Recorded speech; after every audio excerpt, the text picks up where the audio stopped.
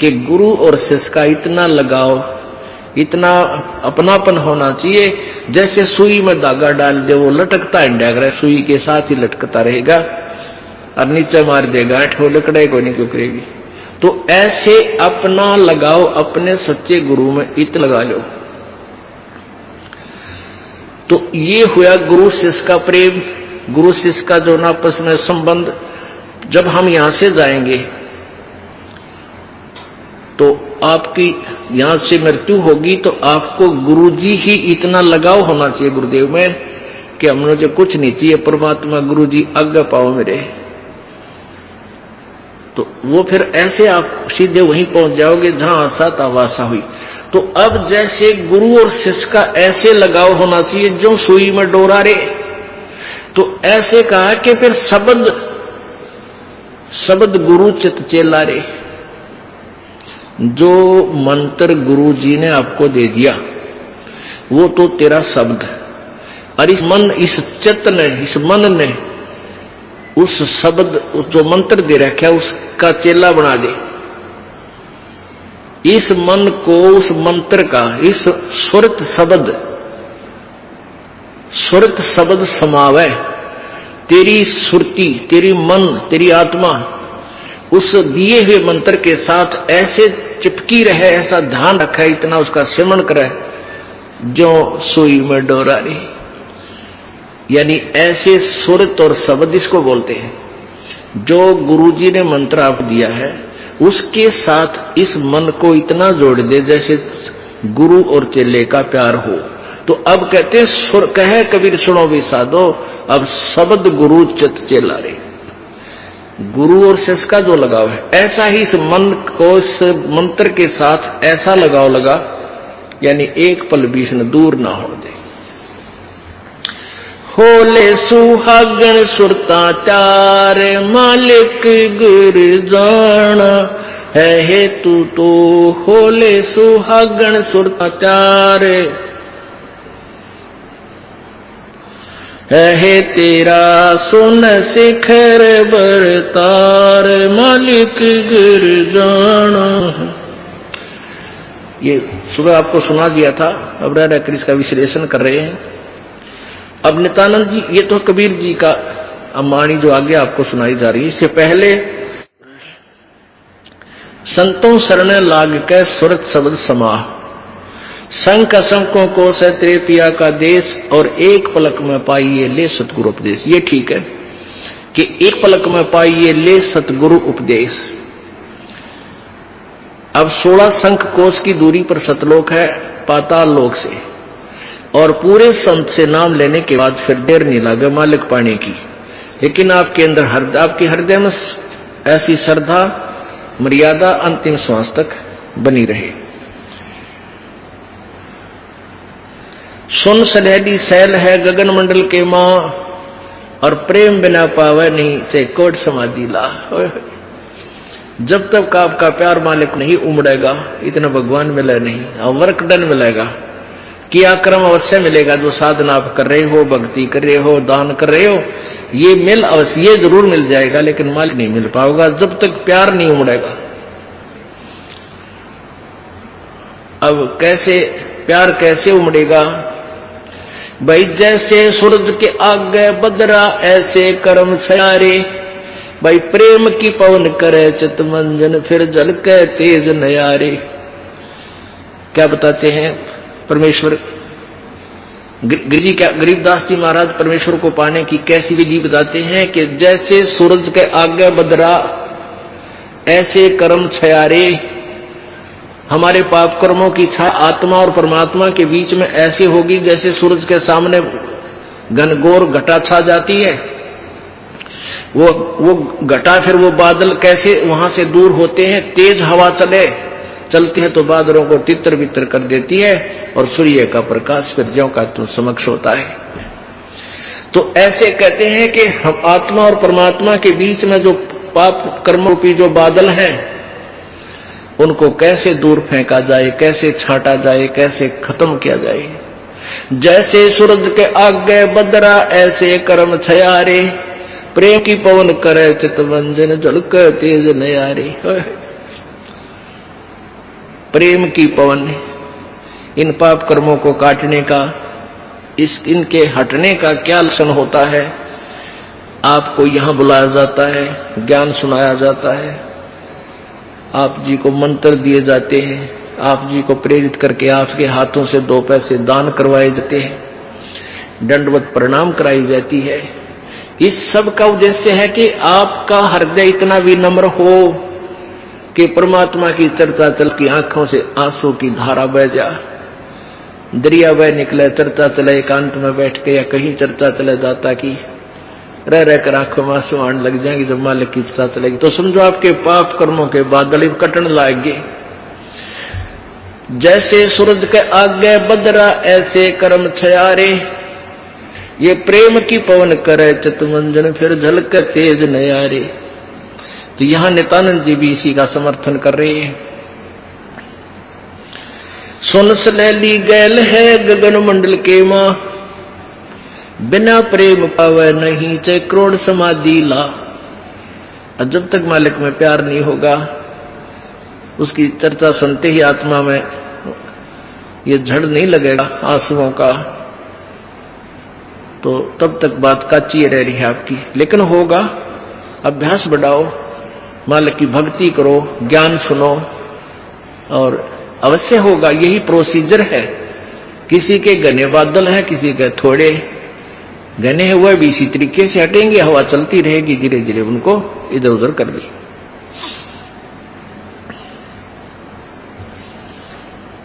अब आपको बताया था कि जैसे नित्यानंद जी स्वर्ग सत्र के प्लेयर थे।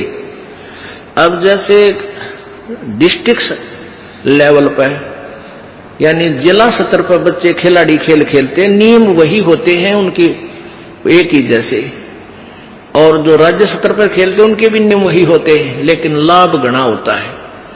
और जो राष्ट्रीय स्तर पर खेलते हैं नियम उनके भी वही होते हैं, और जो इंटरनेशनल लेवल पर खेलते हैं नियम उनके भी वही होते हैं। तो नित्यानंद जी जो बता रहे हैं ये वही नियम वही है।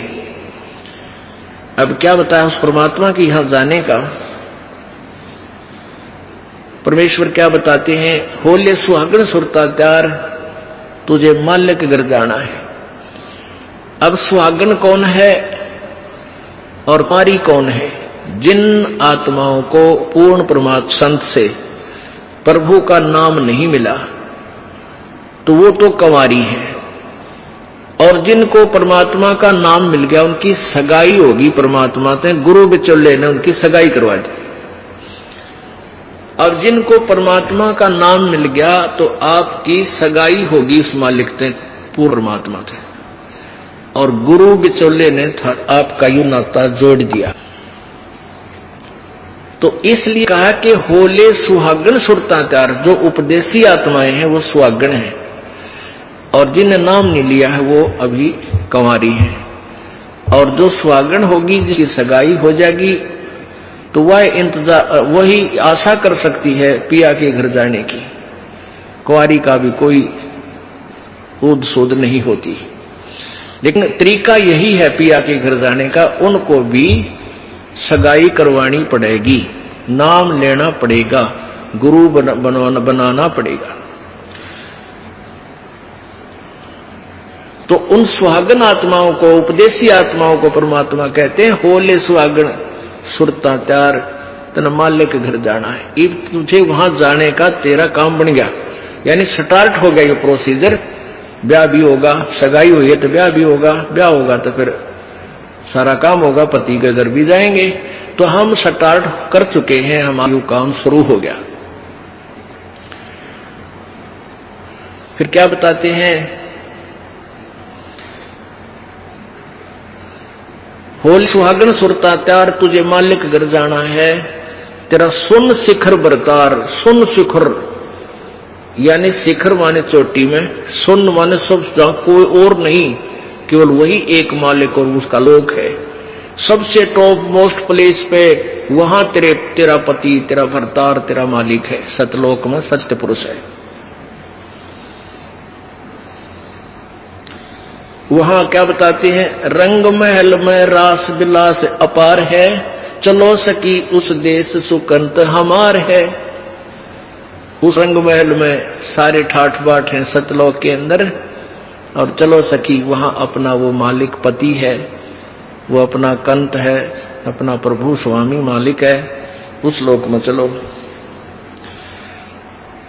नहले धोले ओढ़ पैर लेकर 16 सिंगार, आज नहीं ते तड़के परसों तेरे आवेंगे लनियार।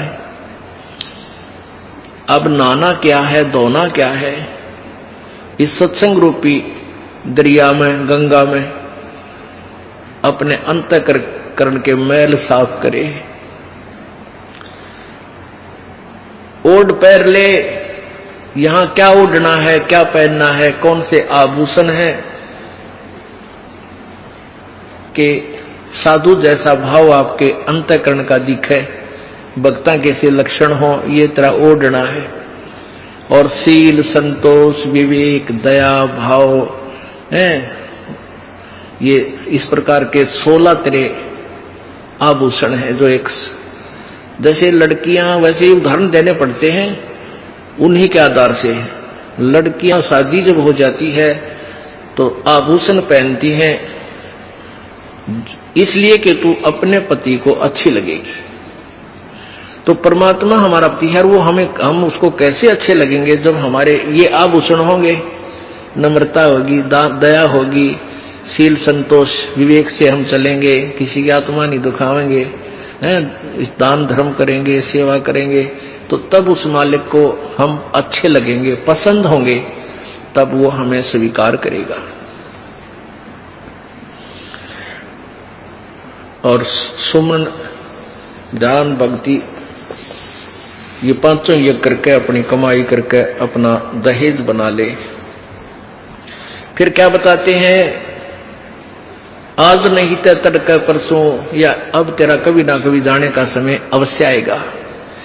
तेरे सास की कितनी जाली तू क्यों लारी वार, और बिया खेलत न जन्म खो दिया लाया नहीं विचार। पहले हम बालक से थे, आजकल तो वो सारा छूट गया प्रोसीजर, तो मॉडर्न सिस्टम हो गया, बालक खेल भी गेला, कंप्यूटर तो खेल रहे हैं। पहले क्या था, हम छोटे छोटे बालक थे, उस समय जैसे दहेज देते थे लड़कियों को, तो उनका के देश था, ऐसे कोई क्या करते थे, लड़की को भेजना होता था तो उसके लिए कपड़े लाते, तो उसको क्या बताया जाता था कि इसको आगे वाली, इसकी जो ना सास, ननंद, पित्त और आसपास की जितनी लेना देना होता है, तो उनकी न्यों क्या करते, 40 तीड़ अग्निया की लाइयो, 40 सूट। तीड़ तो ना समझते होंगे आजकल के बच्चे, पहला घाघरा हुआ करता है सब आया, और उसको ऊपर एक कुर्ता, एक चुंदड़ी, उसने के लिए बोला करते। तो नो क्या करते, ये 40, और पहले दिखाया करते उसको भेजने से पहले लड़की को, गांव की औरतें आती थी गीत गाती हुई, और वो देखा करती, ये 40 तगलियां की हैं, ये 20 पछलियां की हैं, ये फलानियां की हैं, ये छोरी की हैं, ये दूसरे ससुरे की हैं, तो ऐसे बताते थे। तो वो छोटी लड़कियां होती थी ना, छोटी छोटी, पहले स्कूल स्काल को जाता नहीं था, वो अपने टाइम पास कराया करती, कहता गोबर बिटोड़ा करती ना। फिर वो छोटी होती तो क्या करती थी, वो छोटे छोटे टुकड़े कपड़े सिलने के बाद दर्जियों पास हो जाते थे, उन इकट्ठे कर लेती और उनके ऐसी सतह बनता करके, और 40 तन्यारी गिरकद डाल लेती, एक गठड़ी बांध कर उसमें, और 20 न्यारी धर लेती, न्यों का, और एक गुड़िया बना लेती, एक खिलौना बना लेती, एक गुड़िया सी खिलौने की स्त्री सी, और उस गुड़िया ने फिर गेलो गुड़िया ने बांध देती गठड़ी में, ये इसकी तीड़ अगलियां की, ये पछलियां की, और वो होते ही चीथड़े कपड़े टुकड़े से, और उनमें तो दूसरा कोई भाई या बहन उसी के लेवल का, 1-2 साल बड़ा छोटा, और एक आधा टुकड़ा निकाल लेता ना उसकी तीड़ मत है, उस गठड़ी मत है, वो पोटली बांध रही थी वह, तो वह रोन लग जाती वह लड़की, अरे मेरी तीड़ काट ली, पापीटर रोवर रोटी नहीं खावे, और ओढ़ चीथड़े ने वह तीड़ बांध रही, वो सूट बांध रही पूरा, तो बालक थी। और जब उस बेटी वाली लड़की बड़ी हो जाती है, युवा हो जाती है, और फिर उसका ब्याह हो जाता है, उसकी शादी हो जाती है, विवाह हो जाता है, फिर उसको वो ओरिजिनल तिल मिल रहा है, वास्तविक तिल मिल रहे हैं, उसने वो सूट मिल रहेंगे 10-20 जो अभी उसके होते थे, तो फिर वह गुडिया लेना खेला है, क्योंकि वह सैनी होगी, वो मैच्योर होगी। तो पुण्यात्माओं, परमात्मा हमें क्या बताना चाहते हैं कि तुम यहां जो बेटा बेटी कार कोठी संपत्ति जोड़ने में जो तुम खेल खेल रहे हो, ये गुडिया वाला खेल है। और जब आप इतने मैच्योर हो जाओगे, आपका ज्ञान इतना स्वस्थ हो जाएगा, आपको ये पता लग जाएगा कि ये सब नकली सांग है, झूठा सुख है, अस्थायी टेम्परेरी रिलेशन है हमारा यहां पर, और हमारा स्थान सतलोक में है। तो फिर आप इन गुड्डा गुडिये के खेलने की फिर इच्छा नहीं कर सकते, सपने में भी नहीं कर सकते।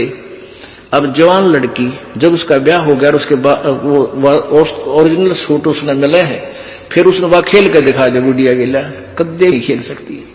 तो आपको जब ये रह रह कर ये ज्ञान इसलिए सुनाया जाता है कि आपका इन गुड्डा गुडिया के खेल से मन हट जाओ, आप इतने मैच्योर हो जाओ, आपको वास्तविकता का पता लग जाए।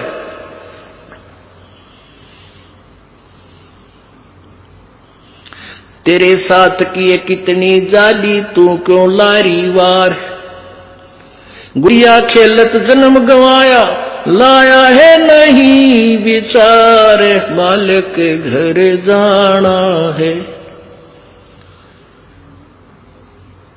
कितने ते गुड़िया खेल कर जन्म खो दिया अपना सारा, यही कार कोठी बेटा बेटियां की जोड़ तोड़ में लगा रहा।